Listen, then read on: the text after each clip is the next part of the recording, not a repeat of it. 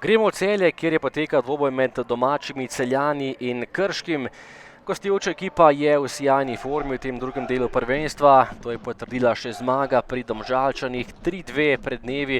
Tole je že prva akcija dvoboja in strel mimo gola. Štefanac je tokrat zgrešil za nekaj centimetrov. Kombinacija Celjanov po kotu, lepa zamisel in lepa kombinacija, ampak na koncu je šel tale strel mimo gola.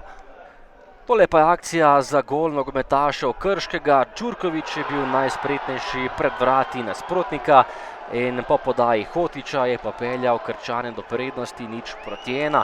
Tekla je 35. minuta tekme. Najspretnejši Dino Hotić, ki se je lepo znašel in takole poslal žogo proti svojemu napadalcu. Še napad nogometašev Celja do konca prvega polčasa. Tokrat je meril Janez Pišek, ampak preveč iz strani Zalokar je bil tokrat zanesljiv. Nevaren strel ob koncu prvega dela še za Krčane. Hotić oddaleč, a tokrat žoga visoko čez gol. Prvi polčas se je končal s prednostjo gostov 0-1. V drugem delu pa najprej boljši domači. Tole je že situacija, ko je Lovro Čirjak moral direktno z igrišča, kajti tole je bil rdeči karton za Čirjaka in tudi za Luko Štefanca. Oba igralca sta bila izključena, nekaj petelinjenja na koncu pa je glavni sodnik izključil kar oba nogometaša. Po točno 1 uri igre, v igri 10-10, priložnost za Krčane, močno, a nekoliko premalo natančno, David Poljanec. Strel v okvir gola Marka Pajača, prava bomba, še ena obramba Zalokarja. In potem še enkrat Marko Pajač, ki je bil najbolje razpoloženi Celjan v tem drugem polčasu. Takole je stresel celo vratnico in ostalo je pri 0-1. To je bil tudi končni izid tekme. Nogometaši Celja več niso zapretili. Obračun je bil končan in Krško je zabeležilo še eno veliko zmago proti direktnemu tekmecu v boju za obstanek v prvi ligi.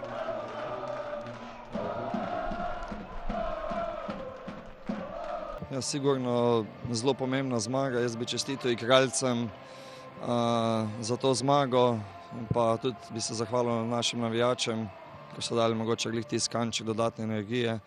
Drugače mislim, taka zelo specifična tekma, tipična, bom rekel, za sredin popoldanski termin. Mislim, da od začetka nobena ekipa ni blestela, tudi Sonce svoje naredi.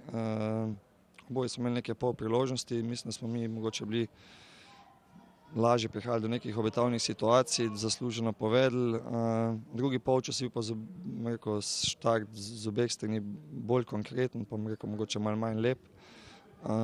Potem pa je sledila pač sodniška odločitev, 2 izključna igralca, kar je definitivno vplivalo na vse skupaj. Tako da potem smo oboji se temu prilagodili, mi smo imeli rezultat, tako da na koncu smo se pametno postavili. Tudi bi čestitil fantom za neko zrelost, tako da na koncu zmaga in res pohvale. Moram reči, da za razliko od prejšnjih 2 krogov, ko smo igrali dobro, bili dominantni igrišču, pa kljub temu izgubili, da smo danes bili slabši. Predvsem moram tukaj prevzeti definitivno odgovornost nase. Nekateri igralci, ki sem postavil v prvo moštvo, žal niso bili pripravljeni še za igro. Tukaj sem definitivno naredil napako. Zaradi tega enostavno nismo bili agresivni, ker če želiš biti agresiven, mora delovati celotno moštvo. Če v tem mozaiku 10 igralcev 1 ali 2 ne delata tako, kot bi morala, potem pade v vodo celotna igra, agresivna igra v fazi branjenja. Nasprotniku smo enostavno dovolili posest na njihovi polovici, na naši polovici igrišča. Tako kot ste dejali, zopet nas je koštala ena napaka v fazi branjenja in tekmo smo izgubili. Dejstvo je, da smo v bistvu samo to zadnje srečanje res odigrali slabo.